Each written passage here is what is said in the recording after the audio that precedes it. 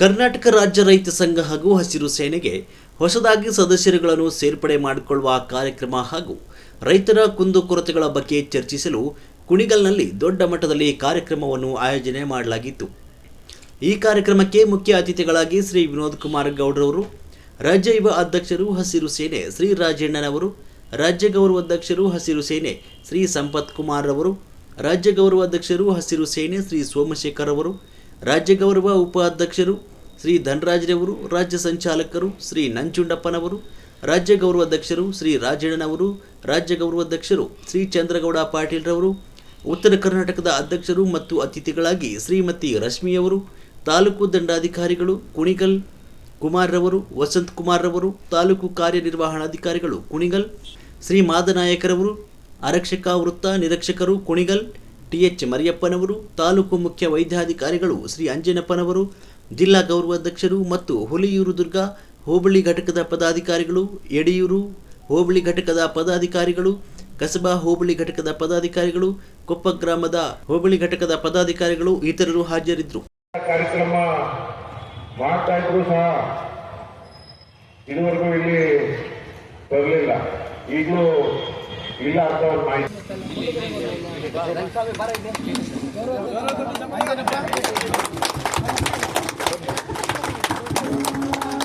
ರಾಜಕೀಯದವರು ನೀಡುವ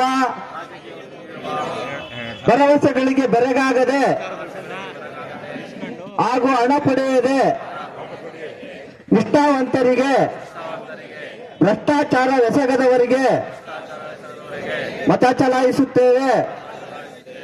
ನಾವು ಹಾಗೂ ಯಾವುದೇ ಸರ್ಕಾರಿ ಅಧಿಕಾರಿಗಳು ಬಹುರಾಷ್ಟ್ರೀಯ ಕಂಪನಿಗಳಿಂದ, ರಾಜಕಾರಣಿಗಳಿಂದ, ಇತರೆ ಯಾರಿಂದಲಾದರೂ ರೈತ ವರ್ಗಕ್ಕೆ, ರೈತರಿಗೆ, ಮಹಿಳೆಯರಿಗೆ, ದಲಿತರಿಗೆ ಅನ್ಯಾಯ ಹಾಗೂ ಶೋಷಣೆ ಆಗುತ್ತಿದ್ದರೆ ಅವರ ಪರ ವೈಯಕ್ತಿಕವಾಗಿ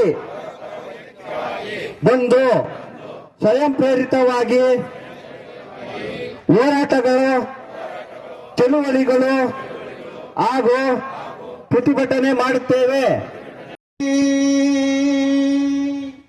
ನಮೋ ನಮೋ ಭೂಮಿ ತಾಯಿ, ಓಂ ನಮೋ ನಮೋ ಭೂಮಿ ತಾಯಿ. ಹಸಿರು ಒದ್ದವಳೆ ನಮೋ ನಮೋ, ಹುಸಿರ ನೀಡುವಳೆ ನಮೋ ನಮೋ. ಹಸಿರು ಒದ್ದವಳೆ ನಮೋ ನಮೋ, ಹುಸಿರ ನೀಡುವಳೆ ನಮೋ ನಮೋ.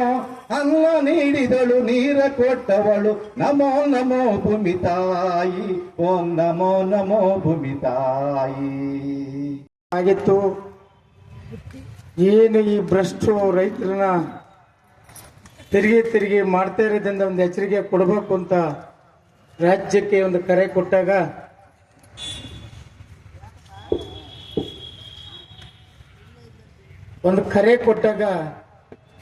ರಾಜ್ಯದ ರೈತ ಸಂಘ ತೀರ್ಮಾನ ತಗೊಳತ್ತೆ. ಕುಣಗುಲ್ಲ ಅಧಿಕಾರಿಗಳನ್ನ ಒಂದ್ಸತಿ ಮಾತಾಡಿಸ್ತೀವಿ, ಈ ರಾಜ್ಯದ ಈ ತಾಲೂಕಿನ ಭ್ರಷ್ಟನ್ನು ಒಂದ್ಸತಿ ಮಾತಾಡಿಸ್ಬೇಕು, ಈ ತಾಲೂಕಲ್ಲಿ ಗಟ್ಟಿಯಾಗಿ ಪದವಿಗಳು ಆಯ್ಕೆ ಮಾಡ್ಕೋಬೇಕು ಅಂದಾಗ ಇವತ್ತು ತಾಲೂಕಿಗೆ ಒಂದು ಭ್ರಷ್ಟನ ಎದುರಿಸಕ್ಕೆ ಒಂದು ಅವಕಾಶನ ಹೋರಾಟಗಾರ ನೀವೇ ತಂದ್ಕೊಂಡಿದ್ದೀರಿ. ಎಲ್ಲ ವೇದಿಕೆ ಮೇಲಿರುವ ಎಲ್ಲ ನನ್ನ ಹೋರಾಟಗಾರ, ಎಲ್ಲೇ ಮುಂದೆ ಏನು ಮಹಿಳೆಯರು ಮತ್ತೆ ಹೋರಾಟಗಾರ ಕೂತಿದ್ದೀರಿ, ಎಲ್ಲ ಹೋರಾಟಗಾರ ನೀವು ಅನ್ಕೊಂಡಿರ್ಬೋದು ಏನಪ್ಪ ಎಲ್ಲ ವೇದಿಕೆ ಮೇಲೆ ಕೂತಿರಿ, ನಾವು ಕೆಳಗಡೆ ಕೂತಿದ್ದೀವಿ. ಇಲ್ಲಿ ಸಂಘಟನೆಯಲ್ಲಿ ಯಾರು ದೊಡ್ಡವರಲ್ಲ, ಎಲ್ಲ ಸಮಾನತೆ. ನೀವು ಸಮಾನತಾನೆ, ನೀವು ಅಲ್ಲಿ ಕೂತಿದ್ದೀವಿ ನಾವು ಇಲ್ಲಿ ಕೂತಿದ್ದೀವಿ ನಂಗಿಲ್ಲ, ರಿಪೇರಿ ಮಾಡಕ್ಕೆ ನೀವೆಲ್ಲ ಒಂದೇ. ಅದರಿಂದ ಹೋರಾಟಗಾರ ಇವತ್ತು ವೇದಿಕೆ ಮೇಲೆ ಕೂತಿದ್ದಾರೆ.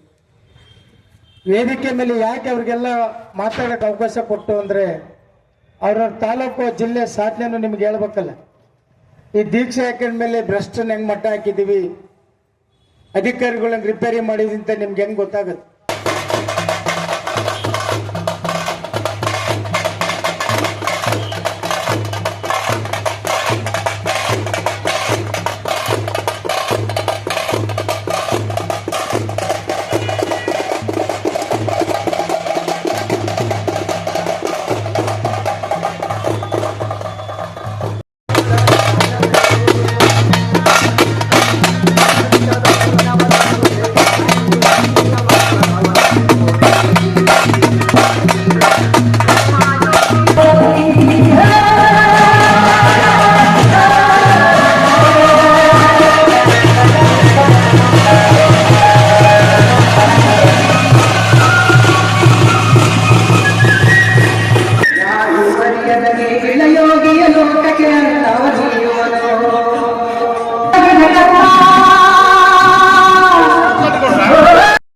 ಪಟ್ಟಿಯನ್ನು ಇಟ್ಕೊಂಡಿದ್ರು.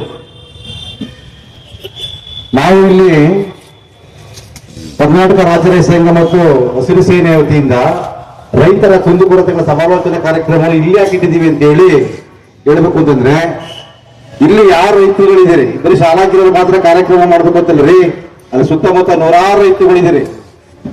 ನಿಮ್ಮ ಸಮಸ್ಯೆಗೆ ಸ್ಪಂದಿಸಬೇಕು ಅಂತ ಹೇಳಿ, ರೈತರ ಸಮಸ್ಯೆಗಳಿಗೆ ಸ್ಪಂದಿಸಬೇಕು ಅಂತ ಹೇಳಿ ಇಲ್ಲಿ ಕಾರ್ಯಕ್ರಮವನ್ನು ಇಟ್ಕೊಂಡಿರ್ತಕ್ಕಂಥದ್ದು.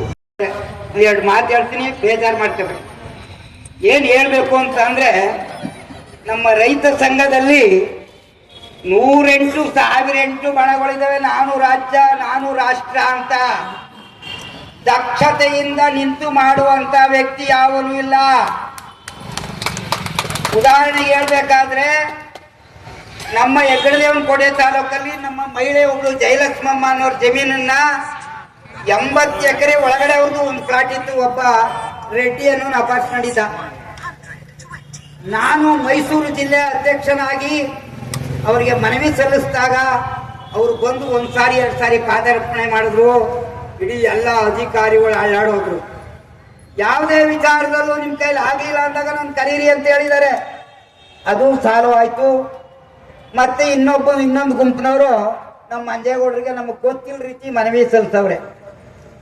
ಆವಾಗ ಅವ್ರು ಏಕಾಏಕಿ ದಡೀರ್ ಅಂತ ಬಂದ್ಬಿಟ್ಟು ನಮ್ಮನ್ನ ಬನ್ನಿ ಅಂತ ಕರೆದ್ರು. ಎಲ್ಲಿಗೆ ಅಂತ ಕೇಳ್ದೆ ನಾನು. ನಮ್ಮ ಆಸ್ತಿ ಒಂದು ನಮ್ಮ ಕೈಗೆ ಕೊಟ್ಟಿಲ್ಲ. ಪೇಪರ್ ತಗೊಂಡೋಗಿ ಕೊಟ್ಟರು ನೋಡಲ್ಲ. ನಮ್ಮ ಕೈ ಕಾಲೆಲ್ಲ ಐಬಾಗಿದೆ. ಎಲ್ಲ ಭೌತಿಕತೆ ಅದು ಇದು ಮಾಡಿ ಸುತ್ತ ಕೈಗೆ ಮಾರಿದ್ದಾರೆ. ನಮ್ಮ ಸರ್ವೆ ನಂಬರು ನಮ್ಮ ಪೇಪರು ಎಲ್ಲ ನಮ್ಮ ಹತ್ರ ಇದೆ. ನಮ್ಮ ಆಸ್ತಿ ಸಹಿತ ಒಂದೂ ಕೊಟ್ಟಿಲ್ಲ ನಮಗೆ. ನಾವು ತಿರುಗ್ತಾನೆ ಇದ್ದೀವಿ. ನಾವು ಎಲ್ಲ ಕಡೆ ಹೋಗಿ MLA ಸಾರಿಂದನೂ ಫೋನ್ ಮಾಡಿಸ್ತು. ಬರೀ ವಂಶ ತನ್ನಿ ಅಂದರು. ಇವಾಗ ನೋಡಿದ್ರೆ ಆಧಾರ್ ಕಾರ್ಡ್ ತನ್ನಿ ಅಂತಾರೆ. ನಾವು ಎಲ್ಲೂ ಕೇಳೋದು ಏನು ಮಾಡೋದು? ಬೆಳಗ್ಗೆಯಿಂದ ಸಾಯಂಕಾಲದವರೆಗೂ ಕುಣಿಗಲ್ಲ ಅಂತೂ ಊಟ ಇಲ್ಲದೆ ಮನೆಗೆ ಹೋಗ್ತೀವಿ. 7-8 ವರ್ಷ ಆಯ್ತು. ಎಲ್ಲ ಬರ್ಕೊಂಡಿದ್ದಾರೆ. ಮಾಡಿದ್ದಾರೆ. ಸರ್ವೆ ನಂಬರ್ ಪೇಪರ್ ಕೊಡು. ತಿಮ್ಮೇಗೌಡ ಪಾಳ್ಯ.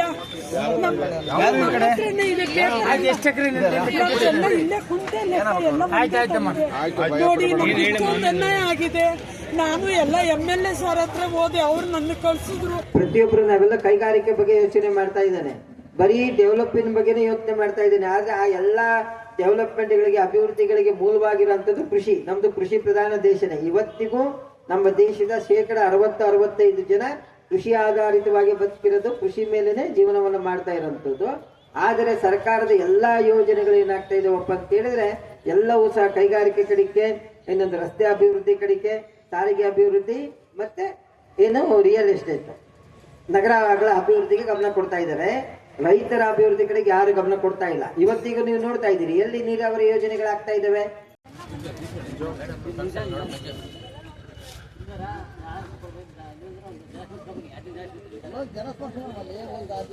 ಈಗ ತಾಲೂಕು ಆಡಳಿತ ಪರವಾಗಿ ಈ ತಾಲೂಕಿನ ಡೆಪ್ಟಿ ತಹಸೀಲ್ದಾರ್ ಈಗ ಮಾತಾಡ್ತಾರೆ. ಹಲೋ, ಎಲ್ಲರಿಗೂ ನಮಸ್ಕಾರ. ಈ ದಿನ ಏನು ನೀವು ರೈತ ಮುಖಂಡರುಗಳು ಮತ್ತು ರೈತ ನಾಯಕರುಗಳು ಮತ್ತು ರೈತಾಪಿ ವರ್ಗದ ಜನರುಗಳು ಬಂದು ಇಲ್ಲಿ ಅವರ ವಿವಿಧ ಬೇಡಿಕೆಗಳನ್ನ ನೀಡಿದ್ದೀರಾ, ಅದ್ರ ಬಗ್ಗೆ ಕೂಲಂಕುಷವಾಗಿ ಪರಿಶೀಲಿಸಿ ಈಗ ನಮ್ಮ ರೈತ ಮುಖಂಡರು ಎಲ್ಲ ಕಡೆ ಅವರು ತಿಳ್ಕೊಂಡಿದ್ದಾರೆ. ಆ ಬಗ್ಗೆ ಈ ತಾಲೂಕಿನಲ್ಲೂ ಒಳ್ಳೆ ಕಾರ್ಯ ಆಗಲಿ ಅಂತ ಅವರು ಒಂದು ಕೈಕರ್ಯ ಇಟ್ಕೊಂಡು ಬಂದು ಇಲ್ಲಿ ಎಲ್ಲರಿಗೂ ಸಮ್ಮುಖ ಅವರು ನಿವೇದನೆ ಮಾಡಿದ್ದಾರೆ. ಇದನ್ನು ನಾವು ಕೂಲಂಕುಷವಾಗಿ ಪರಿಶೀಲಿಸಿ ಪ್ರತಿಯೊಬ್ಬರಿಗೂ ಆದ್ಯತೆ ಮೇರೆಗೆ ನಾವು ಏನೇನಾದರೂ